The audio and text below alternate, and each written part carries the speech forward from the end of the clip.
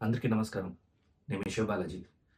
రీసెంట్‌గా ఒక ఇన్సిడెంటు చాలా డిస్టర్బ్ చేసింది మా ఇంట్లో.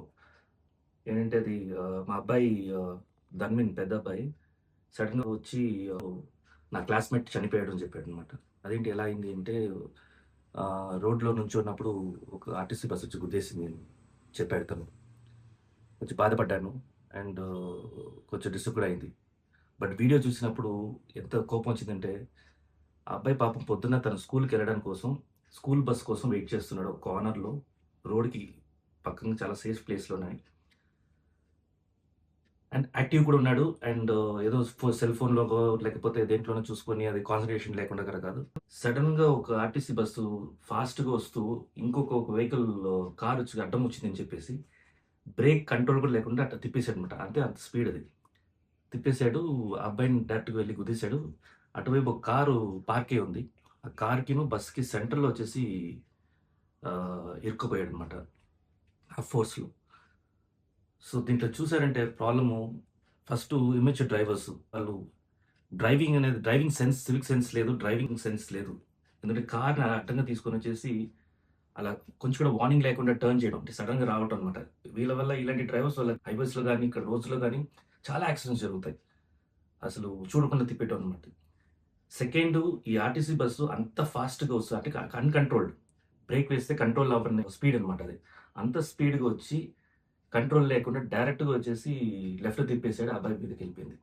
సో, అంత హెవీ డ్యూటీ బస్సు ఎందుకు అంత ఫాస్ట్‌గా రావాలి? అంత ప్యాసింజర్స్ ఉండే వెహికల్స్‌లో అంత ఫాస్ట్‌గా రావచ్చా?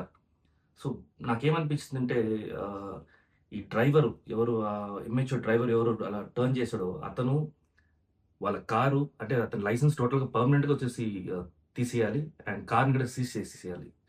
అదేలాగా డ్రైవర్ దగ్గర ఆర్టీసీ బస్ అసలు ఫుల్ కండిషన్‌లో ఏముంది? ఆ బస్‌ని అసలు ఎవరు అప్రూవ్ చేశారు? ఆ డ్రైవర్ అంత ఫాస్ట్‌గా వెళ్ళడానికి ఆహ్, పనిష్మెంట్‌గా అసలు తను గవర్నమెంట్ జాబ్ నుంచి తీసేయాలనిపిస్తుంది. సెకండ్ వాళ్ళ ఫ్యామిలీ ఏమైంది? ఏంటి అనేది. బికాజ్ ఇలాంటి యాక్షన్ వస్తేనే రోడ్ సేఫ్టీ బెటర్ అవుతాయి. ద సేమ్ టైమ్ స్టూడెంట్స్ ఇలాంటి పికప్ పాయింట్స్‌లో వాళ్ళకి సేఫ్టీ అనేది ఫస్టు ఇవ్వాలి. ఎక్కడ పడితే అక్కడ నుంచొని, ఎక్కడ పడితే అక్కడ బస్సు ఆగటం అనేది ఆ సిస్టమ్ అనేది టోటల్‌గా తీసేసి ఒక స్టాండర్డ్ సిస్టమ్ తీసుకురావాలని కోరుకుంటున్నాను. పికప్ పాయింట్స్ వచ్చేసి జోన్ డిజైన్ చేయాలి. సో దట్ వెహికల్స్ వెళ్ళే వాళ్ళు కూడా వచ్చేసి ఒక అవేర్‌నెస్ ఉంటది. ఇక్కడ పికప్ పాయింట్ ఉంది స్టూడెంట్స్‌ది అని. సో ఇలాంటి ఇష్యూస్ ఫ్యూచర్‌లో రాకుండా ఉండాలి అంటే మనందరూ దీన్ని వాయిస్ ఔట్ చేయాలి. And even RTC heavy duty buses ఇలాంటివి అంతా ఆర్టీసీ ఎస్పెషల్లీ 30 కిలోమీటర్స్ కంటే స్పీడు వెళ్ళకూడదనేది ఒకటి కట్ ఆఫ్ పెట్టేసేయాలి.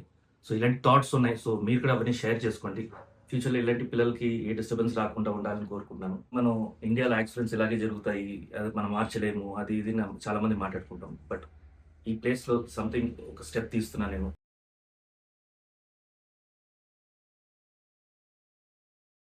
ఏ పాపం తెలియన సాత్విక్ అండ్ వాళ్ళ ఫ్యామిలీ ఎందుకు కష్టపడాలి? ఎలాగో వాళ్ళకి జరిగిన లాసు మనం పుడిచలేం. అట్లీస్ట్ జస్టిస్ కావాలి. Justice for Satvik. సో, మనందరూ కలిసి ఈ రోడ్ సేఫ్టీ అవేర్‌నెస్‌ని వాయిస్ ఔట్ చేద్దాం. Thank you.